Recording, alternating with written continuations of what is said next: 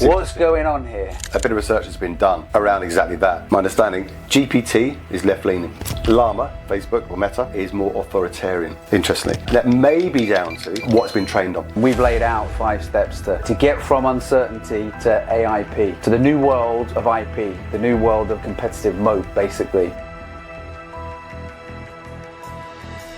One of the biggest concerns we found with generative AI was inaccuracy. We're saying to clients, if you let your teams loose on these things without a policy, it's like leaving your toddler at home with a box of matches and a penknife. Might not be the best idea. 80% of businesses don't have currently an AI policy or guidelines.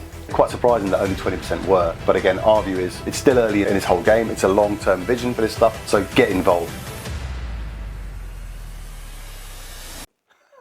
Right, welcome, episode 6. Speaking of which, episode 6. I've got trousers on this episode. That's helpful. I'm not gonna. You can't see them anyway. It's fine. No, but I've got no pants on now. I've gone commando. But okay. Episode 6. Episode 6 of the Generate podcast. Here we are again. We are. So let's kick off building in public. What are we talking about this week?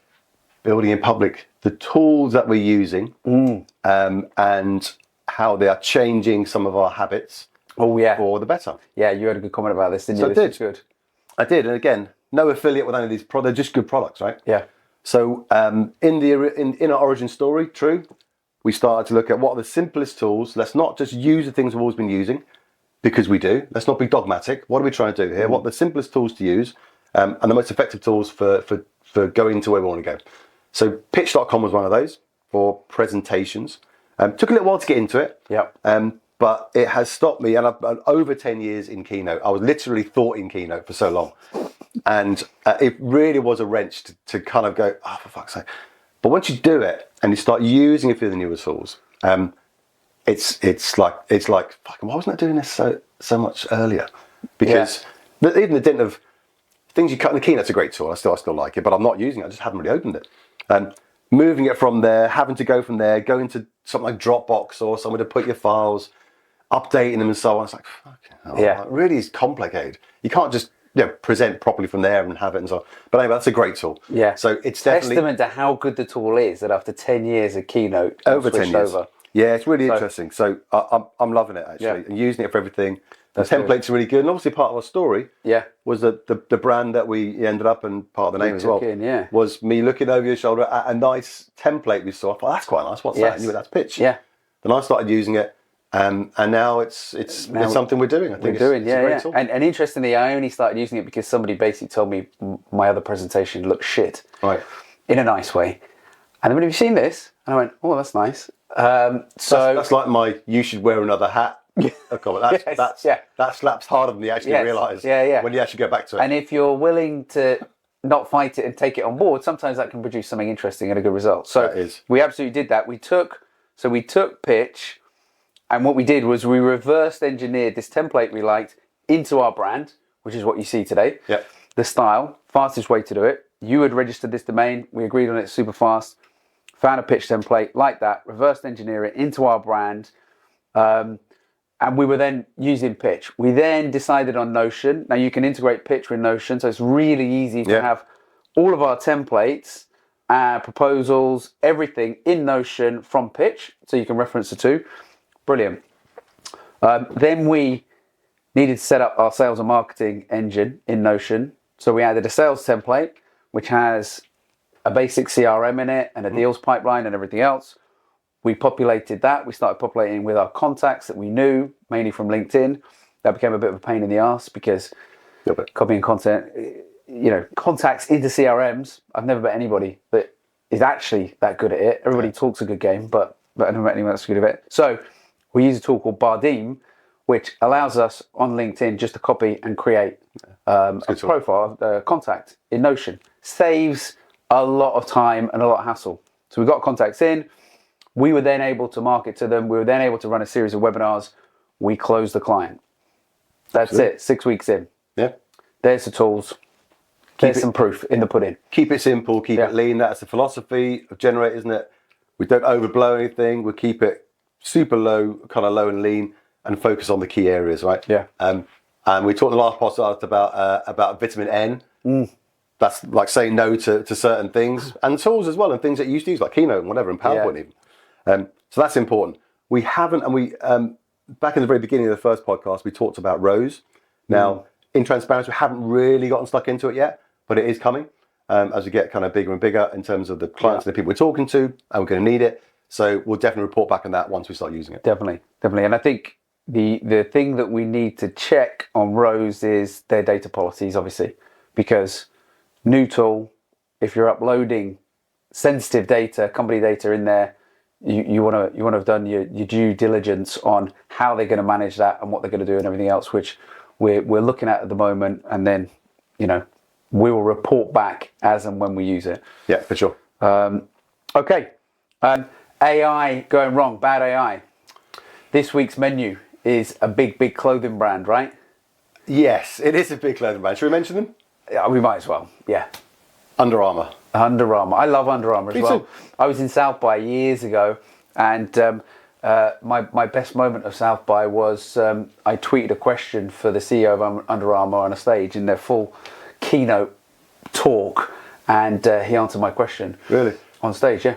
I've got a go-to question that I always ask if I get a chance to anyone, in particularly big people on stage trying to do stuff. Yeah. I've got a question. It's usually a two-part question. Usually the first part is reasonably sensible. Yeah, and the second part is just to follow up. How much money have you got in your pocket right now? I've had a few people answer it as well. Some of them go, just give me that package. Yeah. But Under Armour. Under Armour, great brand. So they have done an interesting ad campaign using ChatGPT, and for the life of me, can't remember the actor. He's brilliant. He's been loads of cool stuff. Top boy actor. Yeah, I just can't remember. Ashley Walters. It's Ashley Walters. Yeah, I think it's right. Okay, great actor. Got a lot of time for him. And they and Top Boy's brilliant, by the way, isn't it? I love that. That's great series. Yeah. But they've basically done the world's most impactful or interesting speech. Yeah. So basically Team talk. Yeah. In set in a football kind of a dressing room. Dressing room, halftime, pre-match, whatever, halftime team talk. So they've done it, and they've used all of with Churchill speeches and all sorts of interesting ones, and put it together and put this so-called amazing speech in there, and it just doesn't hit, does it? No. It just it's not bad as such AI, but I'm just such a missed opportunity. Yeah. That we did all these great things, got some great actors into it. The art direction is really good. It's a brilliant campaign, a great brand, and they've used new technology, which is interesting in itself. That they're talking about GPT as a big part of that kind of campaign, but it just doesn't hit, does it? No, I think to me it felt like lots of bits from great talks. That was the problem. Yeah. It didn't feel like a joined up talk, a joined up team talk that had its own thing and its own flavour and its own emotion. It felt like it was bits pulled from lots of different areas. And so I don't know. I mean, I really like the idea behind it of using technology to bring in these different examples of stuff that's worked, but I don't know whether they missed the step, which was use that as inspiration and let's write our own one based on that, rather than take this line from here, this line from here, this line from here, and then put it together. So I put that into ChatGPT. I thought, I've got a fucking idea. I'll do better than this. Right. So I asked GPT, actually asked Claude actually, give me a good example, a better example of this, but mix up, do a mashup of music, 80s music generation, and a brilliant speech. And I'll just tell you the first line of it, which is, I think it's fucking genius, if I get it right. 4 and 20 years ago. I was like, that's fucking brilliant. I thought, you don't need any more. You need say no more. Say no more. I'm going to record that. That's brilliant. Yeah. So I thought that was class. Can we get you to sing it on an episode? I think so. It's coming. Well, voice is coming anyway, right? Yeah. In terms of outputs, and it's getting better. So let's do that in a future one. Brilliant, right? That's so good. So Under Armour, if you're listening, you need to come to Generate. Available. We're available. We're available. 4 and 20 ago. You know what that sounds like. The Wham documentary on Netflix was very popular very recently. We're in that game, mate. Come and see us. Here we go. That's brilliant. It's good, man. Oh, so dear. Funny. Right. Anything else? Any other interesting examples of good or bad AI that you've seen? Well, we're seeing a lot of businesses. Well, no, I can't think of a particular example of one that's good. We're just having lots of conversations with interesting businesses around what they may do with their technology and how we can help them, I guess. Yeah, and they're starting to. Certainly, the last few conversations we've had have reflected our view when we've gone in and spoken to, CMOs or the C-suite about what this emerging tech could do for their business and the insights it could give them in terms of customers, ability to increase conversions, ability to service those customers, and also train their own teams. Yeah, and the inherent, again, some of the talks we were having, the webinars we've been doing, we've talked a lot about the kind of the gold dust within internal IP, haven't we? Yeah. And data. Yeah. And data is the new oil, yawn. We've got a great slide in one of our presentations on that. But we had a good conversation yesterday about that, didn't we? Yeah. Around custom AI, maturity in businesses and where it's all going, right? Definitely. And we've laid out sort of 5 steps to, to get from uncertainty to AIP, to the new world of IP, the new world of a competitive moat, basically. Yeah. And of course, part of that, as you say, data is now, with these new approaches, being able to get insight, patterns, recommendations and links from data that we couldn't get before. And so we're in a new era, really, of mining for gold in organizations in terms of finding the right areas to look at data, to convert that data into different formats like vector databases, and then to be able to train it using teams internally to look for these new patterns and these new insights that companies can use. And we will see over the next couple of years, the companies that get that right will create a competitive advantage because they're using their own proprietary data in these models. And if they create an edge, it's going to be very hard to replicate that for anybody else. Yeah. And also the kind of unsaid, something we've come across recently, Polanyi's paradox, which is fascinating, right? That's the, you know more than you can tell. So it's that kind of knowledge in businesses that's just there from experience, which is hard to kind of, and we've seen a brilliant case study, didn't we? Fortune 500 company, bring in people on board from 6 months down to 2 months, saving huge amounts of money in the process by using their own IP, their high performance to train the data, having a custom AI, and 15%, upwards of 15% productivity for a Fortune 500 company on a study of at least 5,000 people. That's big numbers. Yeah, that's crazy. 15% increase in productivity is massive, isn't it? Across an organization like that. So yeah, I think, we're early days. There aren't hundreds of case studies like this, but we will start seeing many, many more coming out over the next, I think, 6 to 12 months. Okay, so some of the other things that we were going to pick up today were the sort of summarization of the latest research that you did over the last couple of weeks, where we said on the last pod, we took 5 or 6 reports from McKinsey, Deloitte, the World Economic Forum, the Future of Britain, a cross-section of some of the latest reports, and we looked at the key insights across these reports. What were they saying, and what was really, really interesting?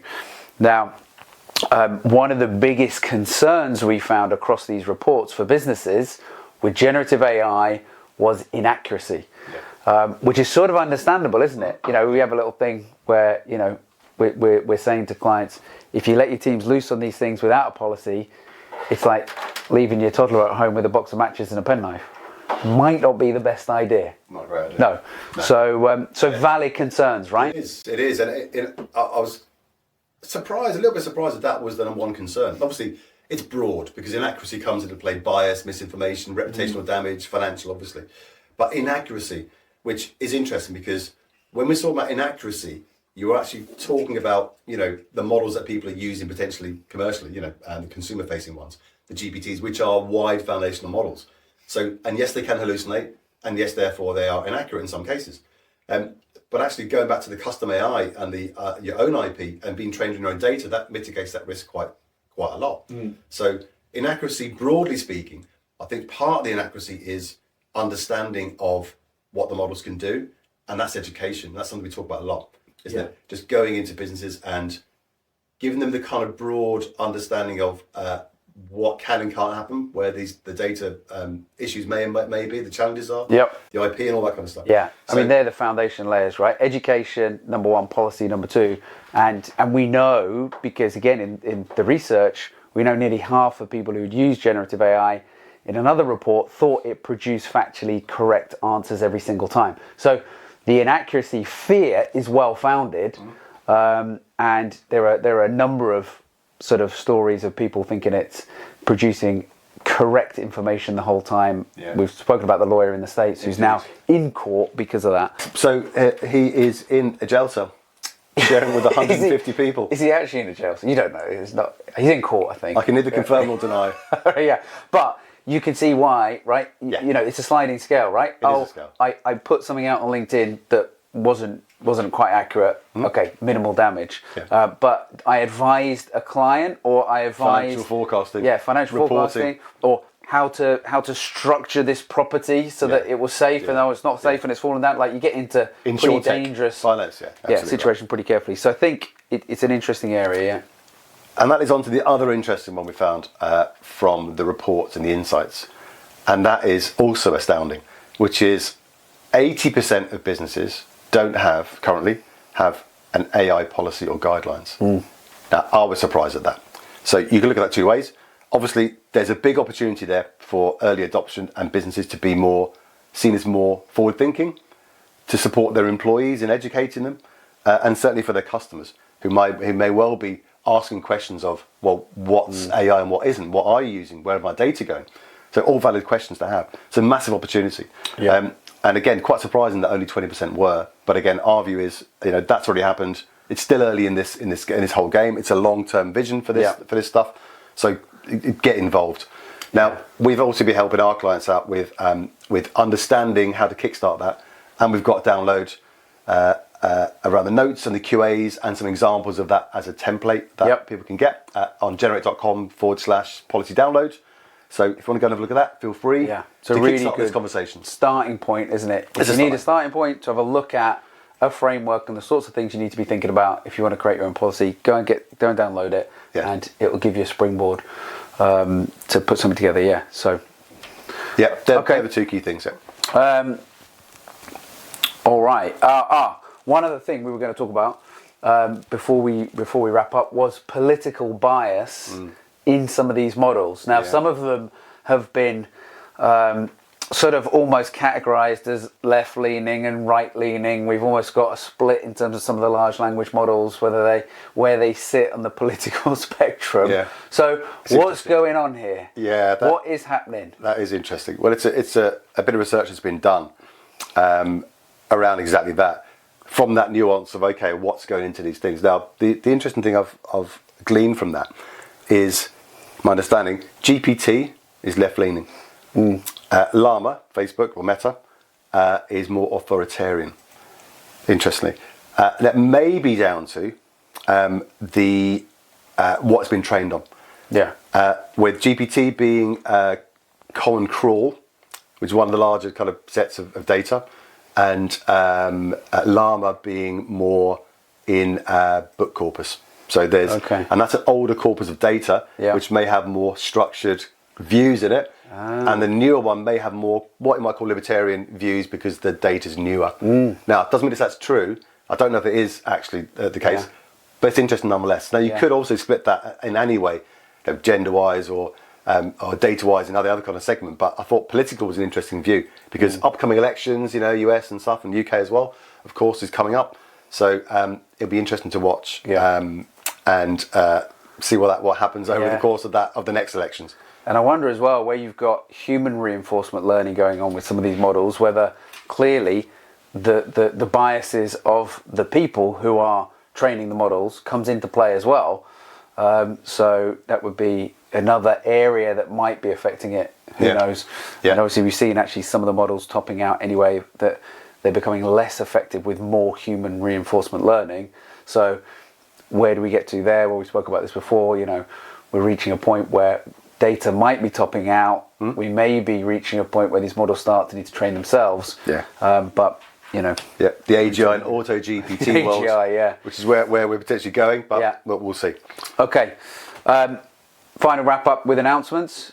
Announcements. Well, we've got the webinar coming up. Brand webinar coming up, yeah, that we mentioned last week. If you want to see how we saved the client £250,000 and ran a project in a quarter of the time and delivered 3 times as many outputs than we would have got traditionally, then jump on board. You've got a talk coming up in Copenhagen. I've got a few talks coming up, yeah. I'm going to go and talk to some. To blow your own trumpet. Right, so a lot more than you. All right. That's all that matters. Very really, popular, aren't frankly. you? Yeah. Well, I'm free. Yeah. You charge. So it's probably why, to be fair. But yeah, got invited to go and talk to some really interesting brands over in Copenhagen, end of the month. Looking forward to that. And we mentioned the policy download on generate.com/policy download. Go and have a look at that. Lots of interesting stuff happening, isn't it? Yeah. It's looking like a really fascinating few months. Exactly. Some great client conversations coming up. Yeah. More podcasts. We've been talking this week a lot about distribution of content. So lots more to come across channels. Yep. And we've got a newsletter coming as well. And we have got a newsletter coming. Yeah. You'll be able to sign up to the newsletter to stay in the loop on all things Web3 and AI. Yep. So Generate is the place to come for your generative and Web3 insight, fun, entertainment, and the odd good joke. Yeah, and men with exceptional eyesight and short shorts. And no hats. There we are. That is the pod. Done. Nice.